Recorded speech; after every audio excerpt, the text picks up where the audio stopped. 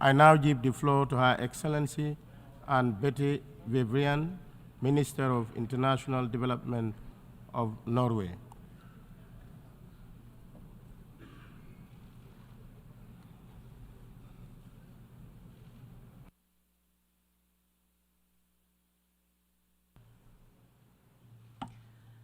President, Secretary General, Excellencies, the United Nations was founded on a simple yet paradigmatic vision: a world governed by law, a world coming together to promote social progress, better standards of life, a world respecting the dignity and worth of every human being, a world where problems are solved through international cooperation. The generation articulating this vision had just endured the Second World War. They had, in the words of the UN Charter, experienced untold sorrow, death and destruction on an unprecedented scale.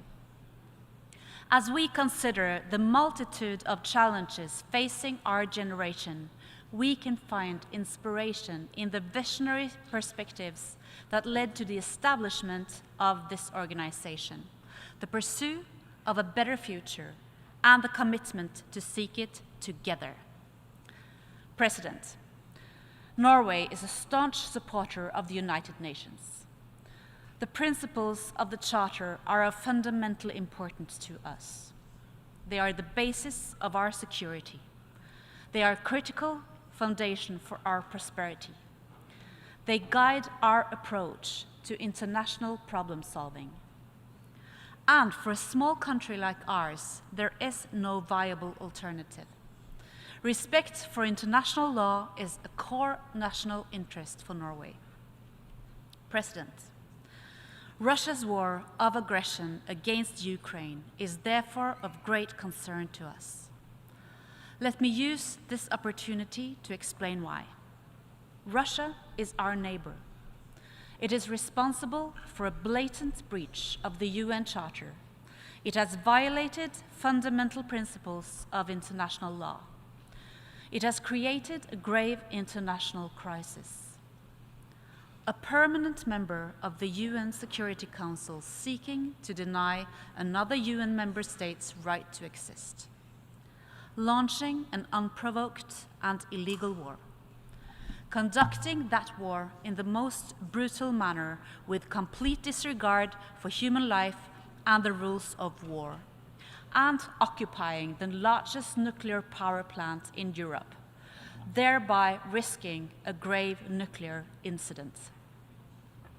Norway has spoken out against this war. We have provided extensive civilian, military, and humanitarian support to Ukraine, and will do so for as long as it takes.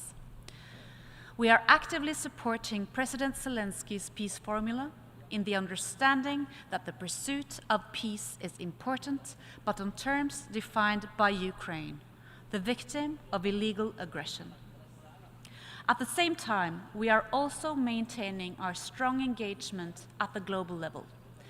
We are assisting countries that are affected by the repercussions of the war, and we will continue to do so. President, the war taking place on the European continent is a watershed moment for Norway and for the rest of the world. It is an attack on the basic principles of the UN Charter, with global ramifications. Food insecurity has increased dramatically. Energy supplies are under pressure. Inflation has soared. Russia's war against Ukraine has exacerbated a global negative economic spiral.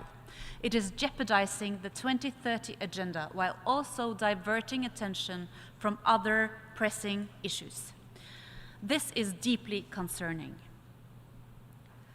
This decade is of critical importance to humanity, our environment, and our planet. We simply cannot fail to achieve the SDGs and the Paris Agreement targets. We cannot afford to let the window of opportunity close. We must act now. Norway is doing its part. We have enhanced our climate target and will cut emissions by at least 55% by 2030 compared to 1990 levels. We are increasing carbon taxes. We are expanding the uptake of zero-emission technologies in the transport sector.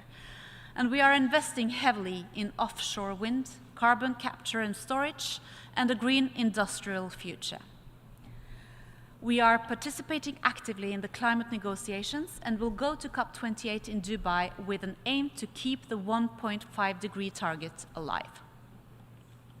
In Glasgow, we announced that we would double our climate finance by 2026, and I am pleased to report that we have already achieved this. Over the last 15 years, Norway has provided more than $5 billion in support to tropical forest countries. We will continue to provide a high level of funding under this initiative through 2030. On Thursday this week, my Prime Minister co-chaired a meeting of the Global Leadership Council for the Global Energy Alliance for People and Planet, GEAP. Together with philanthropists, multilateral development banks, and other partners, we will work to unlock renewable energy access in emerging economies, creating an energy system for the future, reducing emissions, facilitating job creation, and not least, improving energy access for the 3.6 billion people currently living in energy poverty. Through GEAP, but also Norway's Climate Investment Fund, we have mobilized significant investments. And in 2024, we will launch a dedicated guarantee instrument for developing countries to encourage further private investments in renewable energy. President, food security is part and parcel of the climate agenda and a defining challenge of our time. Achieving food security is essential to achieving the SDGs. Too many people lack access to sufficient, safe, and nutritious food. In response, Norway has geared up its effort to combat food insecurity by providing $500 million this year for developing countries to offset the global ramifications of the war in Ukraine, and by placing food security at the heart of our development policy. We are investing in small-scale producers. We have increased our efforts to combat food loss and waste. These are important steps, not just because they will improve food security, but because we must transform the food system if we are to reach our climate goals. President, sustainable use of the oceans is part of the Norwegian DNA. Norway's Prime Minister is co-chair of the high-level panel for sustainable ocean economy. I'm pleased to report that the panel's 18 member states will develop sustainable ocean plans by the UN Ocean Conference in 2025. I am also encouraged that so far more than 75 states, with Norway as one of them, has signed the agreement on the conservation and sustainable use of marine biodiversity in areas beyond national jurisdiction, the BBNJ agreement. This is an important step towards improving ocean governance and cooperation. It shows that the UN Convention on the Law of the Sea can adapt to meet evolving challenges. And it demonstrates that continuing strength and promise of multilateralism despite geopolitical tensions. President, the COVID-19 pandemic had devastating consequences for people, communities, health systems, and economies across the world. It was a global wake-up call. We must prepare better for the next pandemic. Safeguarding global public health requires close, broad-based international collaboration. It requires financing as well as investments in universal health coverage. We support the development of a pandemic accord at the WHO, and we call for rapid agreement on an interim mechanism on medical countermeasures. President, we are all familiar with the dividends of peace. Yet, as a community, we have long underestimated the value of conflict prevention. I would therefore like to thank the Secretary General for setting out his new agenda for peace. We agree wholeheartedly with the emphasis on preventive diplomacy.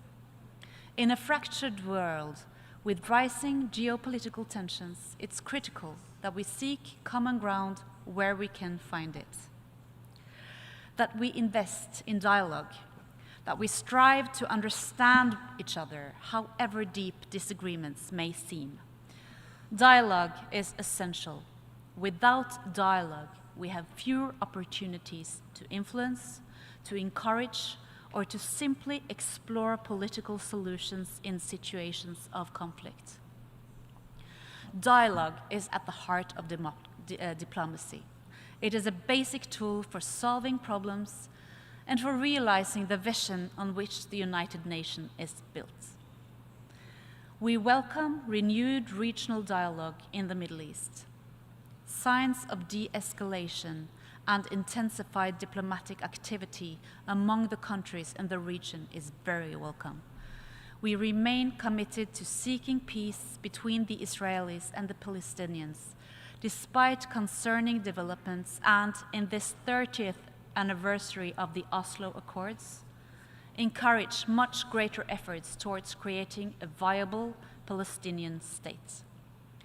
As guarantor in Colombia, we support the peace agreement with FARC and the ongoing negotiations between the government and the ELN. We are maintaining our engagement in the Horn of Africa by providing substantial humanitarian support and a standing offer to assist parties looking for political solutions. In Afghanistan, we engaged the de facto authorities in Kabul. If this can help to address the dire humanitarian situation, especially for women and girls who are being deprived of education and a future, it is worth the attempt. President, human rights are at the core of this organization. They articulate a binding agenda for fulfilling human potential. They are integral to the Sustainable Development Goals. They are instrumental in realizing almost any policy objective. Societies prosper when women and girls participate on an equal footing and are free to exercise their sexual and reproductive health and rights. Good solutions are identified when ideas can be articulated freely. Sustainable economic growth requires the rule of law. The point is, the case for human rights is solid, whether approached from values, from the law, or more instrumentally. We should therefore all be concerned that standards are slipping in many places. This has to stop. As governments, human potential is our most precious resource. We cannot afford to waste it. And let me say, to those who are taking risks and are standing up for human rights and democracy, to civil society, to lawyers, to journalists, to human rights defenders, you are making the world a better place. You have our support. President, I began by referencing the establishment of this organization. A critical moment in world history, it was the beginning of an era of institutionalized international cooperation, of rights and responsibilities, of a shared agenda to improve the human condition. That agenda is as important as ever, and it is our task as member states to find ways to make progress. We listen attentively to proposals for renewal, for innovation, for creativity. The UN General Assembly is the world's most important forum for dialogue and discussion. We are thankful that it exists. So let's get to work, finding common ground, solving problems across borders, revitalizing the 2030 Agenda, honoring our international obligations and commitments. Thank you. I thank the Minister of International Development of Norway.